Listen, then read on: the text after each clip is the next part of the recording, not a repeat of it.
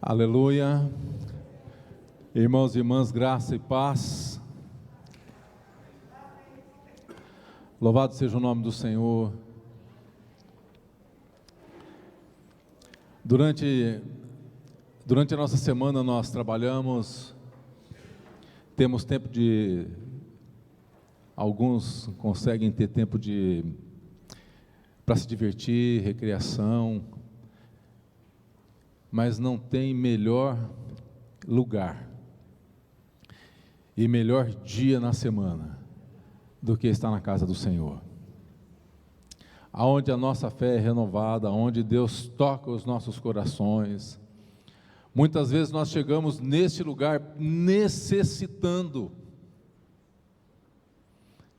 desse cântico e receber a graça e a paz. Nós sabemos que temos, mas às vezes nós precisamos ouvir que Deus tem graça e que tem paz para derramar sobre as nossas vidas, amém?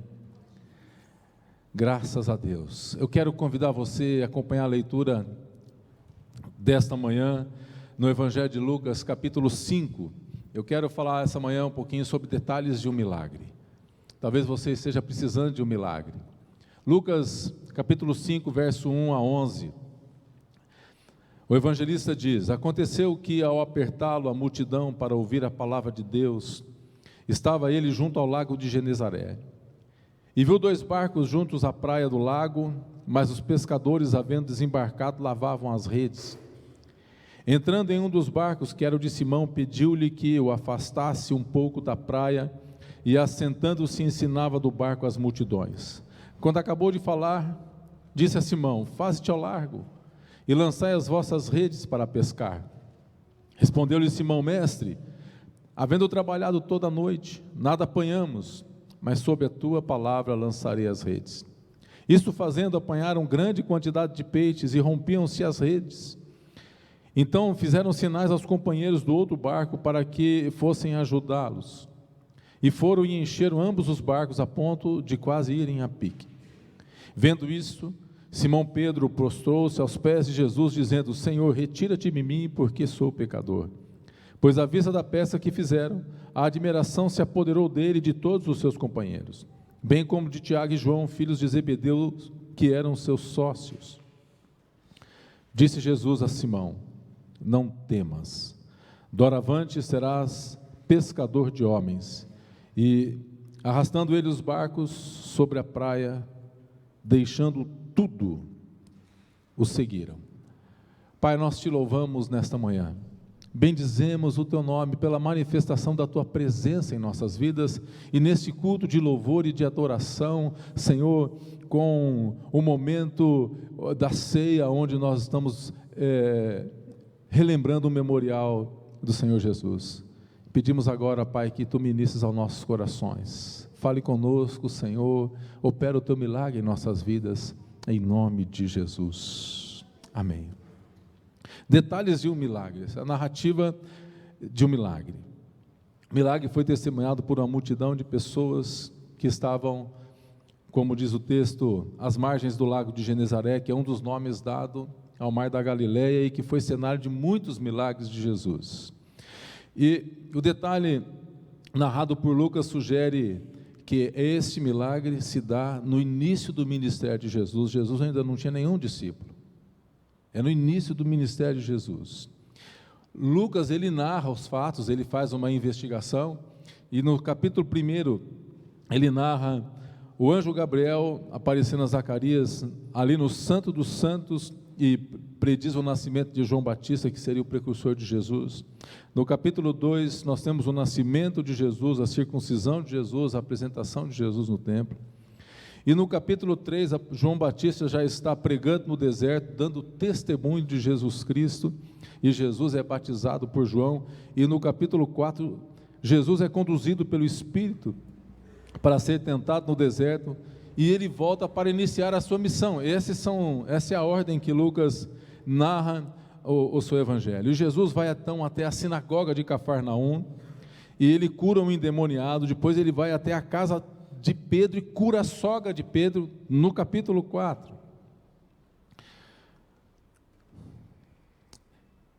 E no capítulo 4, versos 40 a 41, Lucas narra muitas curas. Aqui diz: ao pôr do sol, todos os que tinham enfermos e diferentes moléstias, los traziam e ele os curava, impondo as mãos sobre cada um.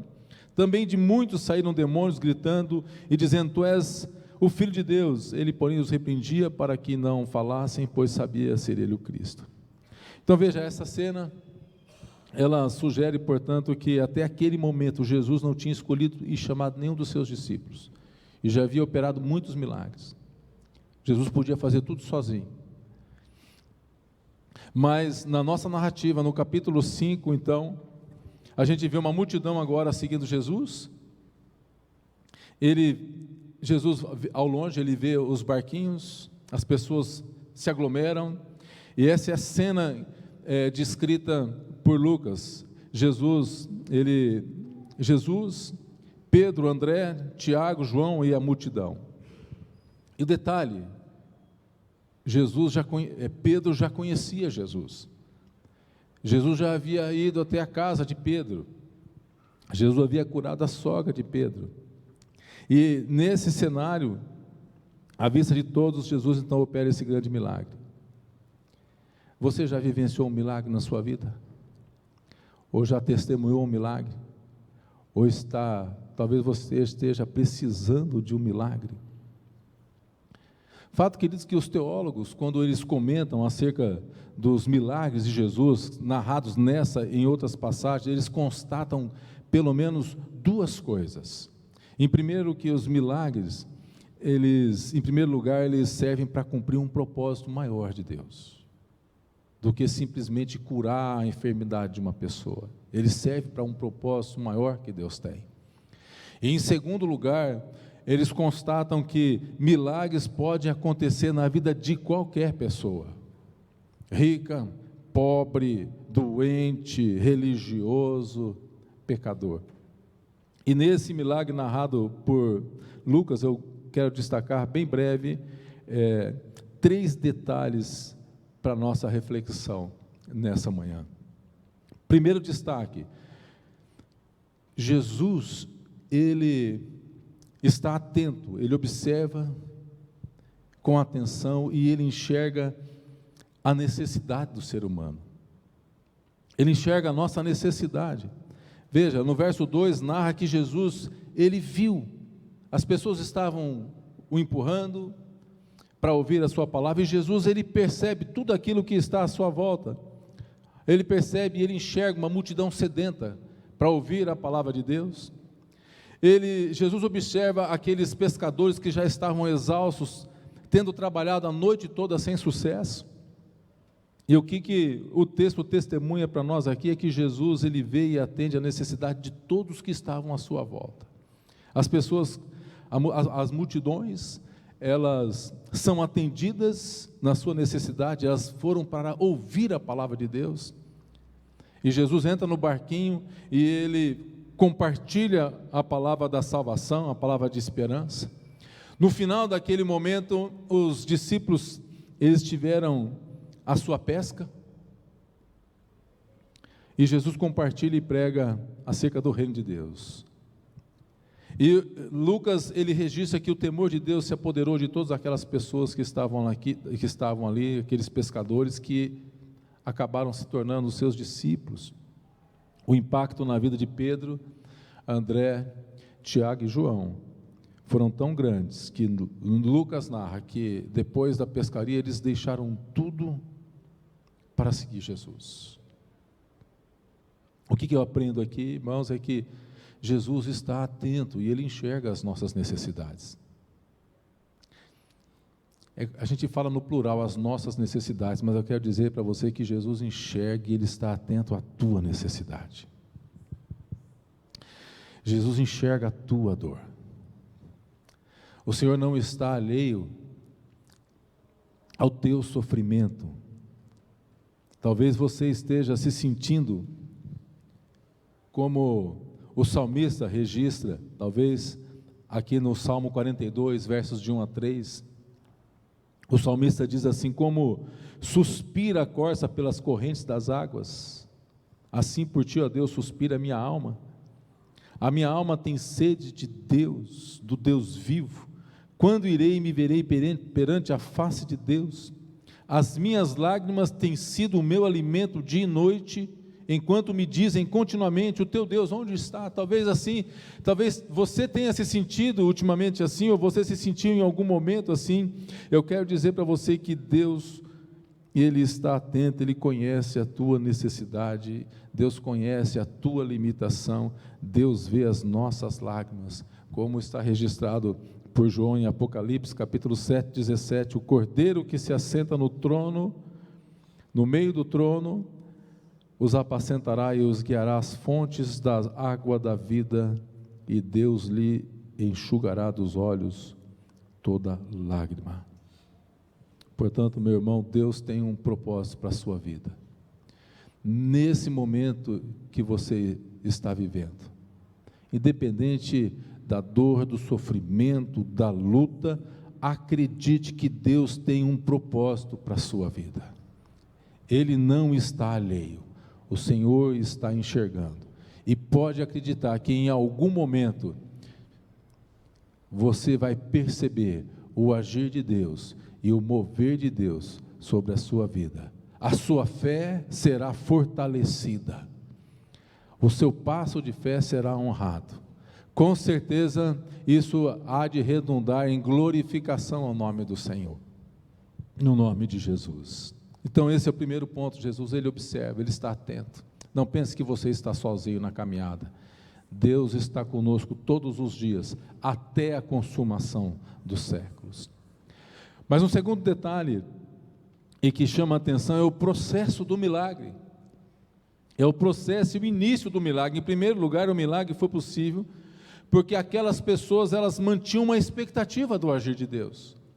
Elas mantinham uma expectativa do mover de Deus. Aquelas pessoas estavam, elas haviam testemunhado. Você percebe, no capítulo anterior, no capítulo 4, Jesus havia feito curas, milagres, pessoas haviam sido restauradas, espíritos malignos haviam sido expulsos, repreendidos pelo poder da palavra de Jesus. Aquelas pessoas certamente haviam ouvido tudo aquilo, agora estavam competindo, queriam ouvir. Jesus trouxe uma palavra, aquela palavra gera mais sede no coração daquelas pessoas agora, Jesus sai, e ele sai, as pessoas vão até ele, começam a apertar, e eles mantinham uma expectativa do agir de Deus.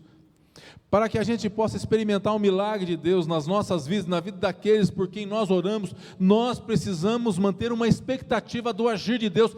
Deus é poderoso, a palavra de Deus diz, Ele é o mesmo ontem, hoje e o será para sempre. Muitas vezes nós perdemos essa expectativa, nós não deixamos de crer, nós não deixamos de acreditar, nós não deixamos de adorar, nós não deixamos de congregar, nós não deixamos de ler a palavra do Senhor, mas muitas vezes nós perdemos a expectativa do agir e do mover de Deus, porque nós entramos num mundo que nos coloca num automático e tudo nos chama por nós. O povo de Deus precisa manter no seu coração uma chama ardente dessa expectativa de um Deus poderoso, de um Deus que age, de um Deus que olha não apenas a nossa dor, mas de um Deus que olha a minha dor, de um Deus que enxerga a tua dor. E em segundo lugar, o milagre, ele aconteceu porque aquelas pessoas obedeceram à ordem de Jesus. Veja aqui no versículo 3, entrando em um dos barcos, que era o de Simão. Jesus não entrou sem permissão. Numa passagem do Evangelho Sinótico, diz que Jesus pede emprestado os barcos aos discípulos. Pediu que os afastassem da praia, e quando Jesus acabou de falar à multidão, ele diz, faze-te ao largo. Ele dá uma ordem, lança as vossas redes. E a chave para entendermos o milagre de Jesus é que foi a obediência e a disposição daqueles pescadores em emprestar o barco, em obedecer a palavra de Jesus, para que Jesus pudesse comunicar à multidão a expectativa que aquelas pessoas tinham de ouvir uma palavra de Deus. Jesus entra no barco, entrega a mensagem de Deus e dá uma ordem aos discípulos: lancem as redes. O primeiro milagre que João narra no seu evangelho, no casamento das bodas de Caná, ali de Galileia, um detalhe que muitas vezes passa despercebido, Maria, sua mãe, diz: fazei tudo o que ele vos mandar. Obediência e disposição para obedecer a Deus. Então, o que eu aprendo aqui é que nós devemos fazer tudo o que Jesus nos pede. Jesus pede que a gente acredite. Acredite. Jesus pede que a gente tenha fé. Mas tem algumas coisas difíceis que Jesus pede. Jesus pede que a gente ore por aqueles que nos perseguem. Jesus pede que a gente perdoe aqueles que nos ofendem.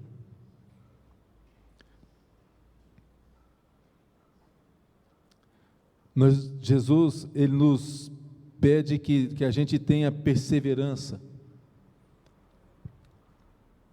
E quando a gente entra e entende esse processo do agir de Deus, nós passaremos a experimentar o milagre de Deus nas nossas vidas. Mas para isso nós precisamos que Jesus entre dentro das nossas vidas. Nós precisamos que Jesus entre dentro das nossas casas.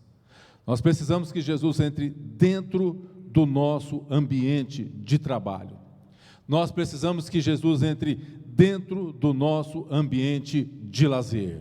Nós precisamos que Jesus faça parte de nós e dentro de nós o tempo todo, o momento todo. Jesus precisa estar presente o tempo todo em nós. E nós precisamos estar atentos às ordens que Jesus dá. Então os nossos olhos testemunharão os milagres de Deus. E nós presenciaremos esses milagres nas nossas vidas e na vida daqueles por quem nós oramos e intercedemos. Então veja, em primeiro lugar, Jesus está atento, Ele enxerga as nossas necessidades. E veja o processo é disposição e manter uma expectativa do agir e do mover de Deus. E muitas vezes, mesmo sem deixar de crer, sem deixar de congregar, sem deixar de orar, nós perdemos essa expectativa do agir e do mover de Deus. Jesus disse: quando o Filho do Homem voltar à terra, será que ele vai encontrar fé? Por que Jesus está dizendo isso? Porque isso é algo assim, muitas vezes natural nas nossas vidas. Nós perdemos essa expectativa do agir. Mas em terceiro e último lugar, veja o modo como Jesus opera aquele milagre. Veja, os evangelhos narram diversos milagres de Jesus: enfermidade, espíritos cegos que voltam a enxergar, mudo que fala, alguns milagres operados à distância. Contudo, nesse episódio, o Senhor não desprezou nenhum instrumento, não desprezou nenhuma pessoa, nada. Veja, os pescadores, o barco, os equipamentos de pesca, nada disso foi ignorado, tudo foi usado para pegar os peixes. E Jesus os chama para serem seus seguidores. E nós somos chamados por Cristo, da mesma forma, para salvar almas. Ainda que o regime da graça de Deus permaneça com a loucura da pregação para salvar aqueles que creem, Deus também se agrada em operar através de meios e instrumentos, inclusive instrumentos como nossas vidas, instrumentos nosso trabalho, instrumentos nosso lazer, instrumentos nosso ciclo de convivência. O Senhor nos escolheu como instrumentos para comunicar a sua graça. E veja, você já se considerou um instrumento nas mãos de Deus? Talvez você esteja pensando assim como eu, mas quem sou eu? Quem sou eu? Na verdade, não existe poder nos meios, não existe poder nos instrumentos, o poder está no nome de Jesus. Veja, na obediência, aqueles homens haviam trabalhado a noite toda, não haviam apanhado nada, eram pescadores profissionais, estavam exercendo a sua profissão, eram homens experientes, habilidades no ofício, sabiam fisgar o peixe, não faltou dedicação, não faltou perseverança, não faltava peixe no mar também, até porque assim que Jesus chegou, os peixes chegaram. E a conclusão, irmãos, é que só a presença de Jesus Cristo pode conferir êxito em nós, que nos faz crescer em Deus, que fortaleça a nossa fé, que glorifica o nome de Jesus. Essa passagem nos ensina algo importante: não existe poder nos meios, nos instrumentos.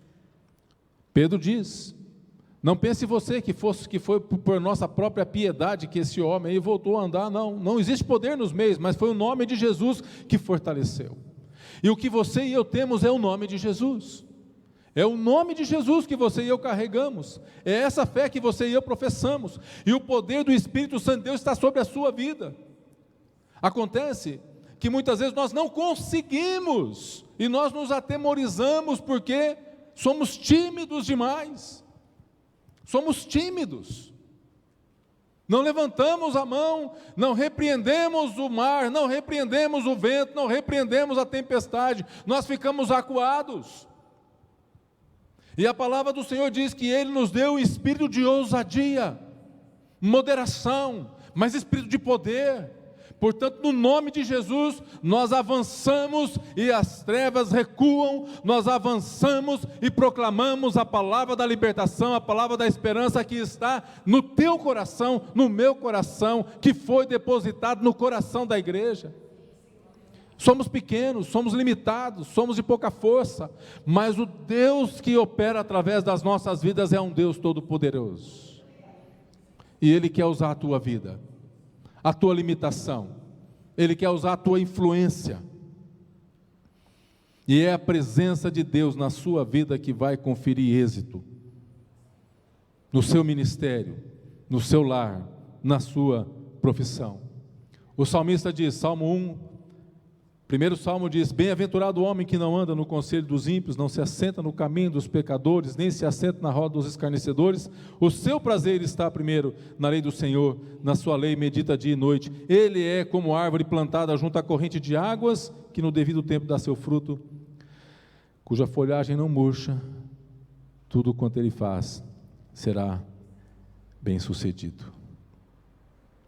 O Senhor Jesus sentou-se no barco de Pedro, e por uma misteriosa influência, Jesus atraiu por sua vontade os peixes para a rede. Quando Jesus é exaltado na sua igreja e na vida dos seus filhos e filhas, a sua presença é o poder da igreja. Portanto, irmãos, o nosso desafio, vamos sair para o nosso trabalho, para o nosso tempo de lazer, e para o nosso dia a dia, vamos olhar ao redor com fé, com perseverança, mantendo expectativa do agir de Deus, para pescar as almas que Ele deseja, através de nós que somos seus instrumentos. Vamos orar ao Senhor? Baixe sua cabeça, vamos falar com Deus. Pai, te louvamos por esse tempo, Senhor. Detalhes deste milagre que o Senhor compartilha conosco esta manhã, e muitos aqui, Senhor, talvez necessitemos do teu milagre. Senhor, opera mais uma vez, através do teu Espírito Santo, Senhor, reacendendo a chama da expectativa dentro dos nossos corações, do mover de Deus. Deus é todo poderoso, Deus é todo amor, Não há impossíveis para o Senhor. O Senhor opera através de instrumentos, e nós somos instrumentos, vasos de barro, somos limitados com pouca força, mas o Senhor tem todo o poder. Opera, Pai, através das nossas vidas. Senhor, incendeia mais uma vez a nossa paixão e faz no Senhor acreditar que o Senhor vai operar os milagres através do nosso simples testemunho, daquilo que o Senhor tem operado nas nossas vidas. Senhor, abra os nossos olhos como abriu de Geazi, para que possamos enxergar que maiores são aqueles que estão ao nosso lado do que aqueles que estão no mundo, para que a gente acredite. Queremos acreditar novamente, Senhor. Levanta a tua igreja, Pai, derrama viva os nossos corações mais uma vez, Senhor, no meio dos anos, Senhor, para que possamos conhecer a tua obra. Aviva a tua obra, aviva as nossas vidas, aviva o nosso testemunho, Pai. Levanta a tua igreja, Senhor. Entendemos que o poder não está em nós, a persuasão não é nossa, não são as palavras. Paulo disse: não vim com palavras de persuasão, mas com demonstração do Espírito e de poder. E esse é o que o Senhor tem derramado sobre a vida dos teus filhos e filhas. Faça isso, Pai, em nome de Jesus. Receba, meu irmão, o milagre, o agir e a capacitação de Deus sobre a tua vida, em nome de Jesus. Amém, aleluia e graças a Deus.